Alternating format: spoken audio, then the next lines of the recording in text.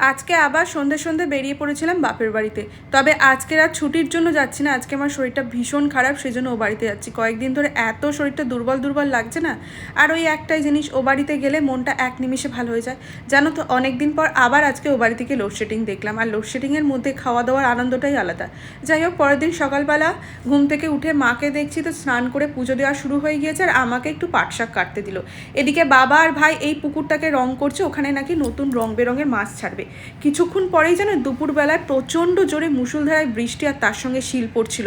এই বৃষ্টিটা যদিও বা সব জায়গায় হয়নি, কারণ ওর বাবা অফিসে ছিল, ওকে ফোন করছিলাম যখন, বললো এদিকে তো প্রচণ্ড রোদ। আর এই দেখো এত পরিমাণে শিল পড়েছে না, আমি এখানে কোড়াতে বসে গেছি কিন্তু নিচে একদমই নামতে পারছিলাম না, প্রচণ্ড জোরে বৃষ্টি। ভাই ওদিকে পাখির খাঁচায় প্রচণ্ড জল জমছিল, সেইগুলো ঠিক করছিল। আর এই যে মাছের ওপরে যেই চাপা দেওয়া আছে তার উপরে শিল পড়ে পুরো সাদা হয়ে গেছে, মানে কতটা শিল পড়েছে বুঝতে পারছো। আমগুলো বোধহয় আর থাকবে না, কারণ শিল পড়লে তো আম খারাপ হয়ে যায়। আর এবারে প্রচুর আম হয়েছিল আমাদের গাছেও, কিন্তু কি হবে জানি না। যাই হোক, আমার ভিডিওটা এখানেই শেষ করছি। কেমন লাগছে কমেন্ট করে জানিও। টাটা।